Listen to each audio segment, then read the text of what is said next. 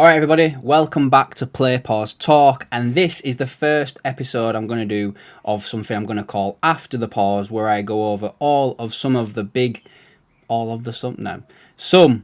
news that came out in the gaming industry over the past week. I'm going to talk about Saros in this video, GTA 6, and also touch on a few things from Xbox. If you end up liking the video, make sure you're hitting the like button, subscribing, and also hyping if you can do. And more importantly, leave me a comment down below. I want to know your thoughts on everything I'm about to cover. Let's get into it. Saros and the AAA budget problem. So, according to analytics firm Alina Analytics, if that's how you call it, the game has reportedly sold over 300,000 copies in its first 2 weeks and generated around 22 million in revenue. Now, normally hearing that 300,000 copies have sold is pretty solid for a game of this size. But the conversation changed very quickly because reports have suggested that the game's development budget was somewhere around $76 million. And suddenly people are asking, is that even enough anymore? Now, that's kind of scary when you think about modern AAA gaming right now, because games are taking 5, 6, sometimes 8 years, sometimes even more than that, and costing ridiculous amounts of money in the process. Like, all you got to do is look at like the 3 Spider-Man games that are going to be coming out when the trilogy's done, and they've all gone up in increment numbers. Like, I think the first one was budgeted around 100 mil, second one was 200 mil, and apparently the third game, when it comes out, is going to have like a $300 million budget. Like, that's ridiculous. Now, what this means is even that games that review well and build strong communities can still end up being viewed as financial disappointments, which sometimes leads to studio shutdown and this, that, and the other. The interesting thing though about Saros is apparently it has got really strong engagement numbers. A huge percentage of players are putting in some serious time with the game already, and the completion rate is already reportedly much higher than Returnal at the same point of launch. However, again, I just want to emphasize something else, that many people are also saying that Saros is a little bit easier than Returnal, so that could also have some sort of effect regarding that. So the people buying it genuinely seem to love this game, and that's where I think the bigger conversation starts, because maybe not every PlayStation exclusive needs to sell 10 million copies instantly to matter. But at the same time, if publishers are looking at games like this and deciding they're not worth the financial risk anymore, then that's where we're going to start seeing creativity and the AAA stance of gaming getting squeezed and becoming finite. And honestly, I think we're already seeing some of that happen across the industry. But speaking of games that definitely will not be struggling financially, we need to talk about GTA 6, because somehow Rockstar has once again managed to dominate the gaming conversation while barely saying anything at all. There's been reports circling this week that GTA 6 pre-orders could reportedly go live on May the 18th after a Best Buy affiliate email leaked online. Inside Gaming say that they've independently verified the email as legitimate, although Rockstar still have not officially confirmed anything themselves. If this is real, this will probably be the beginning of GTA 6's final major marketing phase before release. And honestly, no company builds anticipation like Rockstar. Look what they've done with GTA 5 and Red Dead Redemption 2, so on and so forth. Trailer 2 already has over 160 million views. Fans are now fully convinced that Trailer 3 is just around the corner. And at this point, GTA 6 genuinely feels bigger than gaming itself. Every tiny rumour becomes a headline. Publishers are reportedly trying to avoid releasing games anywhere near it, and even a leaked pre-order email becomes one of the biggest stories of the week. That's just insane. But it also just shows how massive Rockstar's influence is right now, because GTA 6 doesn't just feel like a game release anymore, and it never really did. This is going to be an entertainment event.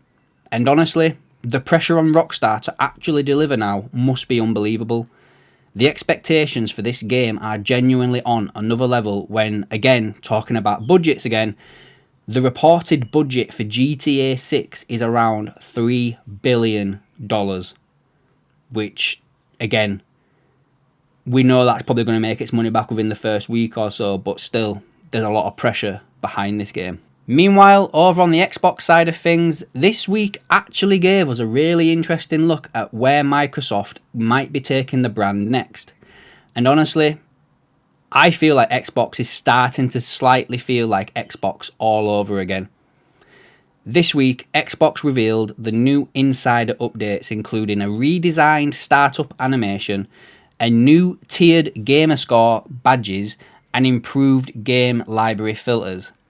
Now on paper, these sound like pretty small updates, but honestly I think they matter more than people realise, because over the last few years, Xbox has increasingly focused on becoming a service, an ecosystem, and a platform where you can access your stuff anywhere, which makes sense strategically, but somewhere along the line it also felt like Xbox lost that little bit of personality they had.